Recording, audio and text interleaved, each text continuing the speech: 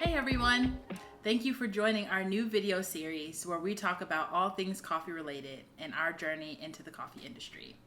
My name is Kari Pendleton. I am the coffee director for Entrenuity, where I specifically oversee Overflow Coffee Bar in the South Loop of Chicago. And my name is John Pendleton. I am the cafe manager of the wonderful Common Cup in the diverse neighborhood of Rogers Park on the north side of Chicago. John and I are a married couple in the coffee industry, and it is a passion of ours to do this work every day. We love hospitality and we love coffee. So we're excited to bring about a video series that will address just some cool topics within the industry that are close to our hearts. And we can't wait to have you along for the journey. Yeah, we want to talk about different topics in the coffee industry, education. We'll teach you how to do some brew methods and all those different things. But today we want to take the time to just share a little bit about who we are and how we got into this, and also a little bit of how it is doing it together, because it can be interesting sometimes. So with that, Kari, what was your first memory with coffee? So my first coffee memory started, I think, at 13 or 14. I was at an event with my dad, and they were serving tea and coffee, and I asked him if I could have a cup. I saw him pouring himself a cup of coffee, and he was like, "You want a cup of coffee?" I was like, "Yeah, I want to try it." I know he drinks it every morning, and I could smell it, and it was intriguing to me. And so he was like, "Well, if you're going to taste it, you're going to taste it completely black so that you know if you like coffee or not." And it was a pot of instant coffee at a church event, and it was not good, but I thought it was great. And I was like, "Oh, wow, this is so interesting." And I just began to want to explore coffee and what it was and why it tasted that way. And for me, loved that it was something that I could now share and partake with my dad. So for me, it was definitely this sweet moment where we were sharing something that was just kind of his, that now could be like ours.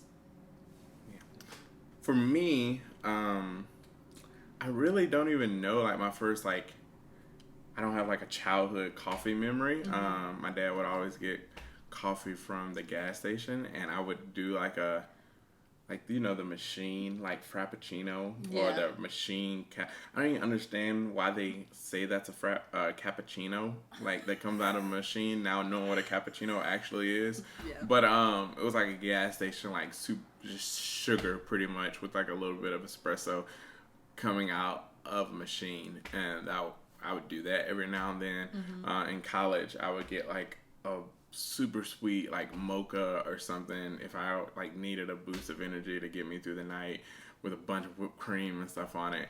I never really liked coffee, and then after college, when I didn't need it so much, I didn't even need it a lot in coffee. I would drink a can of Coke if I needed some caffeine.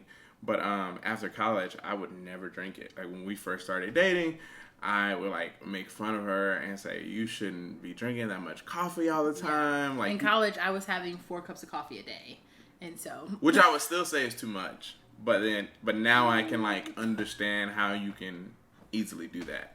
So yeah, I never really drank coffee. I was kind of anti, like, people are like addicted to it. They drink it every day. But just over time, I've grown to like it. Mm-hmm. Yeah. When would you say was your entry point into the industry? That's a joke. That's a joke question, because my entry point into the industry was being with you. Like, it was understanding that there was a coffee industry was because I dated Kari and saw her manage different shops, and saw her work at different shops. I'm just thinking about all the different places, shops which you'll hear about as this goes on. Well, yeah. I mean, you can't share all the names, but you can share some of the experiences, stories, yeah, the wounds, the the triumphs, yes, all of that, and the not triumphs, but also just trauma. But yeah, so my entry point into understanding that it was even an industry was by dating and getting married and getting engaged and getting married to you. But then actually my personal entry into the industry, my personal experiences happened about a year ago.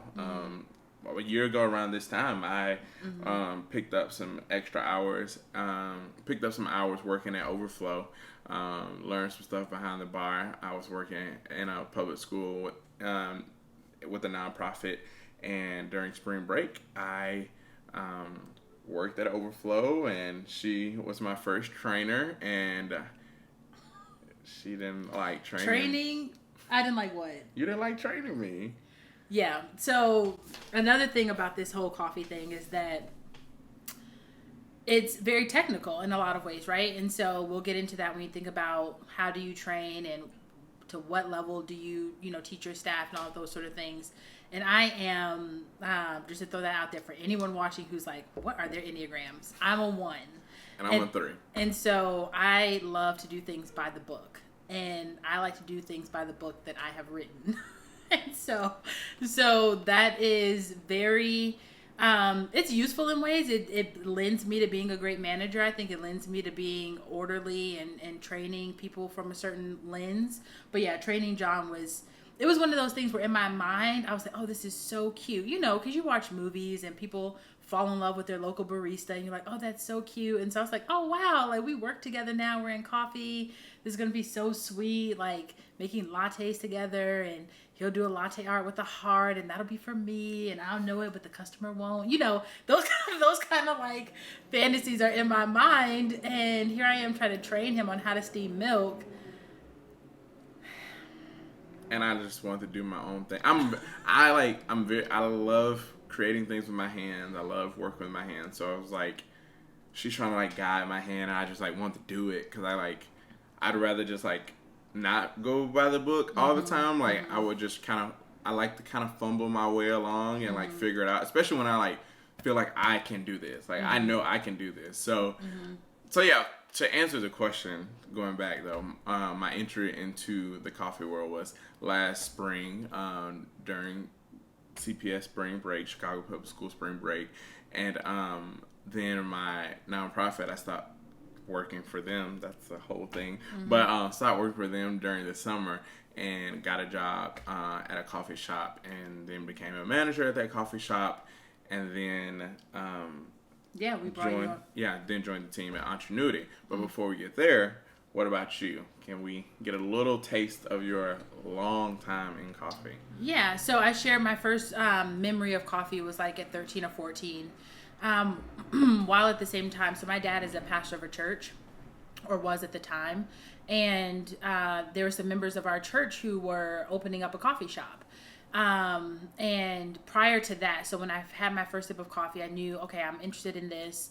While at the same time, my parents, wanted me to get my first job. So I started working for this coffee shop in our neighborhood. It was more so like community, like bookstore and like restaurant kind of cafe space. And it had like a little espresso machine, and we did some lattes and things like that. But that wasn't the primary focus of it. It was just an add-on to their regular menu. So I worked there. I started off doing dishes once, like every Saturday for a few months, and then they slowly started moving me onto bar.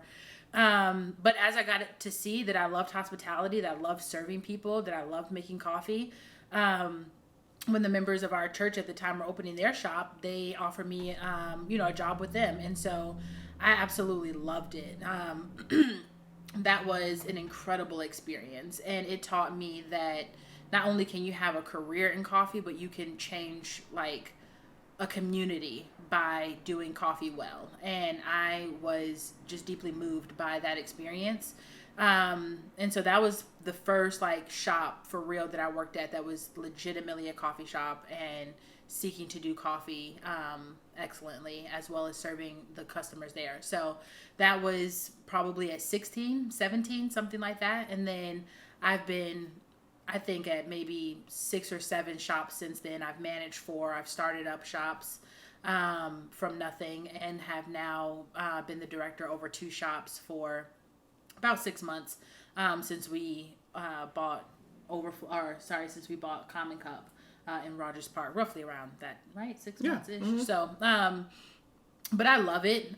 It is my chosen career path. It is my heart's passion. And anybody who knows me knows that I absolutely not only adore the craft of coffee, but the way that you can create safe space and community around this beverage, and really transform people by, you know, the taste and the excellence that you can taste in a cup of coffee that's really served and nurtured well. So does that answer the question? It does, and I think it also kind of gets into why we, even though it's hard and we could talk a lot about working together and being married, but I think in a challenging sense we could talk a lot about that, but also in the positive sense we could talk a lot about it, especially because we both have a heart for people. We love people, we love community. I'm the extrovert, she's the introvert, but we both love people in very different ways. I love people in a very collective group, everybody all come together and have a good time, and Kari loves people in a very individualized, focused, personal, more intimate way. But it's a good balance. It's a good balance in managing people. It's a good balance in a coffee shop experience. And it for us, it is our grounding, like, connecting point as to why we do this, because we want to make sure our customers are taken care of and are experiencing having a good experience every time they come into the shop. But not even more, but just as much, we want to make sure our baristas and our coworkers are having a good time working with us and experiencing hospitality even in the workplace. Yeah, for sure. It's not just about elevating, you know, the customer's coffee experience, but the way we think about it is holistic, and that anyone at all touching any realm of our business, we want to elevate your experience. So that's all the way from the vendors who drop off the mats to the customers who come in, to the employees that work with us, you know, to the banks that we partner with, whatever it is, whoever you are. We want to make sure that we're giving you the most excellent experience that you can have, that brings you into the world of coffee. So that's definitely our heart, and that is what we hope that you find in these videos. You know, we want to make sure that as we produce these videos, you can expect an episode from us every Friday and every Tuesday. Fridays will be the more topical videos, where we talk about things like this, get more into our history, as well as just different things that are concerning the industry right now. And Tuesday, you can be expecting those videos to be more like teaching videos, where we'll actually demonstrate in a more detailed and thorough way how to make coffee at home using. That's where you are right now. Yes, absolutely. Hopefully that's where you get to be right now. Yes. So we'll be doing a video this coming week on how to brew a Chemex, and then we'll list out what videos you can expect from us next. So if you want to follow along in this video series, we'd be so delighted and so happy to have you hear a little bit of our story, learn about Overflow Coffee Bar in the South Loop of Chicago, as well as Common Cup in the Rogers Park neighborhood, and just learn more about the industry. So look out for our social media alerts, or click the social media alert so that you can be notified when these videos release. And we just look forward to starting this conversation with you guys. Thank you for watching. Thank you.